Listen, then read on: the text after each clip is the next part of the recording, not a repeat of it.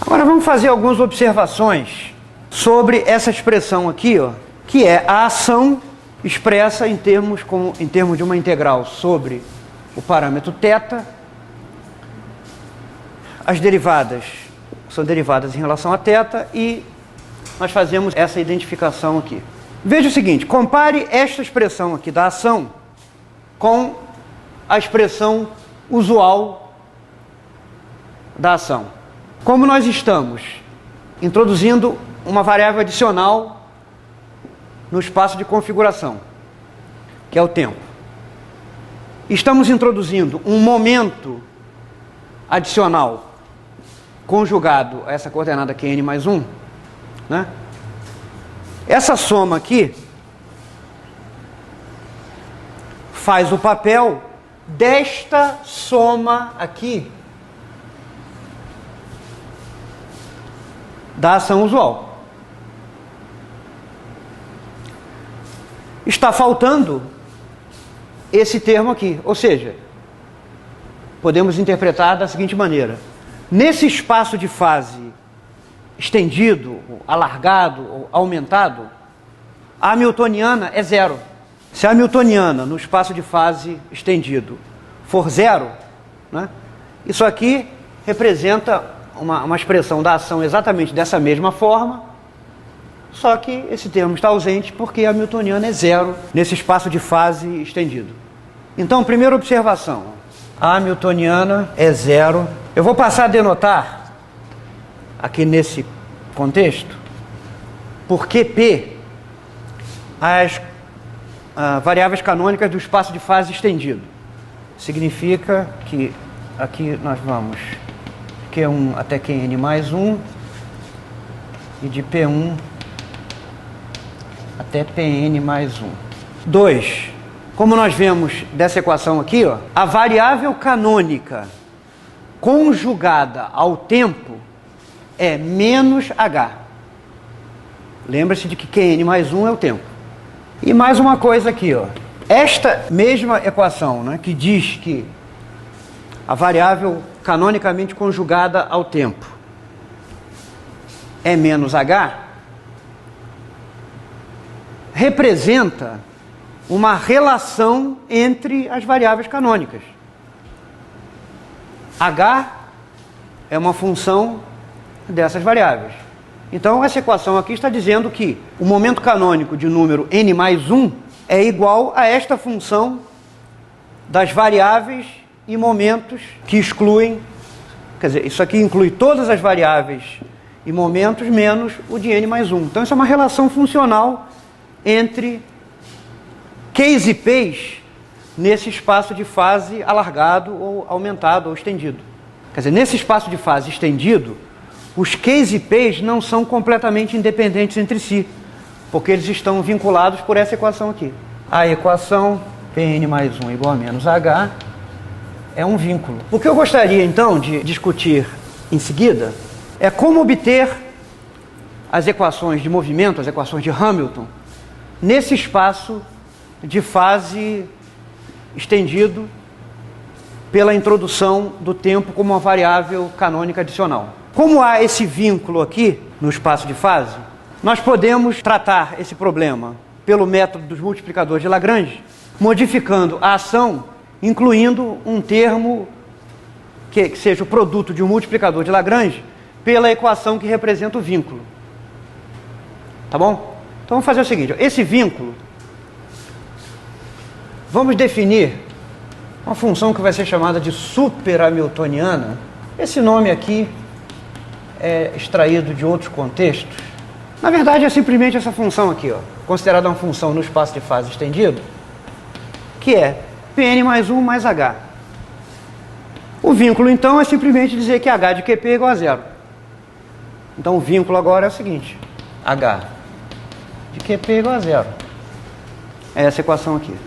Então, pelo método dos multiplicadores de Lagrange, Para obter as equações de movimento corretas, levando em conta o vínculo, nós vamos considerar a seguinte ação, que vai ser função de Q, P e de um multiplicador, funcional na verdade, de QP de um multiplicador de Lagrange lambda, definido da seguinte maneira: integral de θ1 até θ2.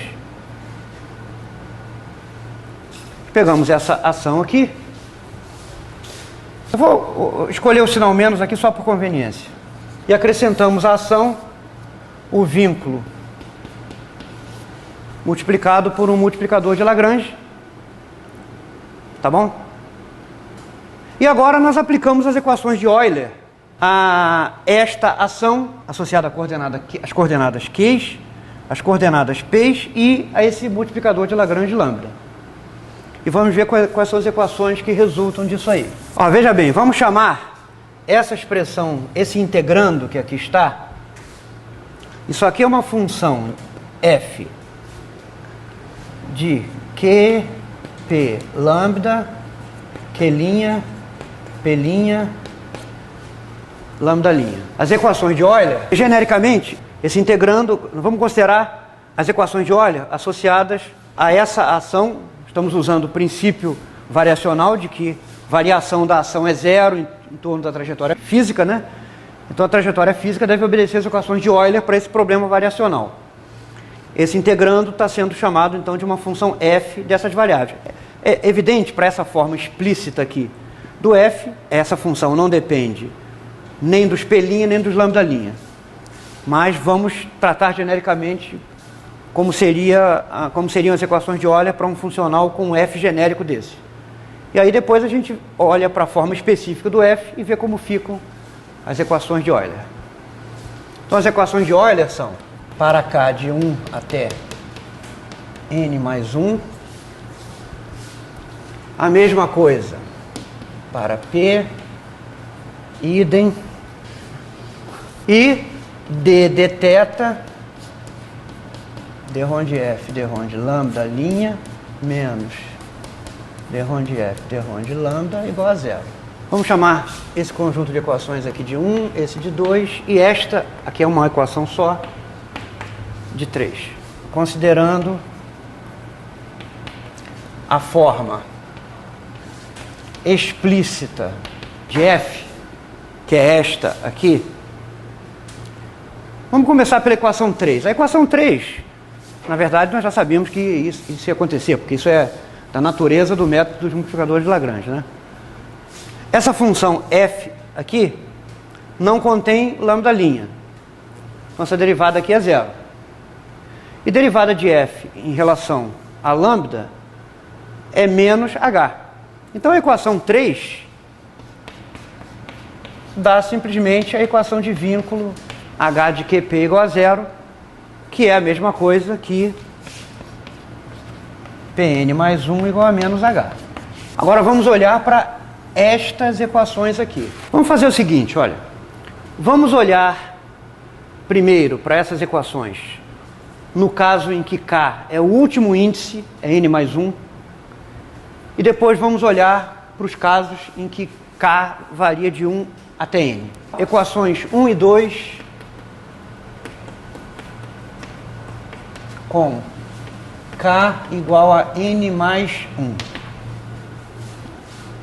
Então vamos olhar para a equação 1, para esse valor do índice. Olha só, nós temos d de θ, derivada desta função f em relação a Q' n mais 1. Vamos olhar para cá. É o coeficiente do Q' n mais 1, portanto Pn mais 1, menos derivada de f em relação a Qn mais 1. Aqui não há Qn mais 1, só há aqui. Então, cuidado com os sinais, menos, mas há um menos aqui, então mais derivada desta função h, chamada de super hamiltoniana, em relação a Q n mais 1, isso tem que ser zero. Vamos chamar essa equação aqui de 4. Vamos fazer a mesma coisa para a equação número 2 com índice n mais 1. Esta função f não depende do espelhinho. Então, esse primeiro termo aqui é zero. Zero menos derivada de f em relação ao p de número n mais 1. Pn mais 1 comparece aqui. A derivada é o q' n mais 1. A derivada dessa expressão em relação ao Pn mais 1 é o seu coeficiente q' n mais 1. Mais uma contribuição desse termo aqui, ó. Lembre-se de que o H contém Pn mais 1, tá? Esse H aqui. Então, menos lambda, isso é igual a zero. Chamemos isso aqui de 5. A equação 5 nos diz o seguinte, ó. Menos Qn mais 1 é o tempo. Aqui, ó, é dt dθ. Qual é a derivada parcial de H em relação a Pn mais 1? Olhem aqui, ó. Aqui aparece Pn mais 1? Não. Então a derivada parcial é 1. Nossa derivada parcial aqui é 1. Então isso aqui determina o multiplicador de Lagrange lambda como sendo igual a dt dθ. Tendo obtido esse resultado, vamos examinar a equação número 4. A equação número 4 pode ser escrita da seguinte maneira. De acordo com o vínculo, Pn mais 1 é menos H. Então, dPn mais 1 dθ é a mesma coisa que menos dH dθ.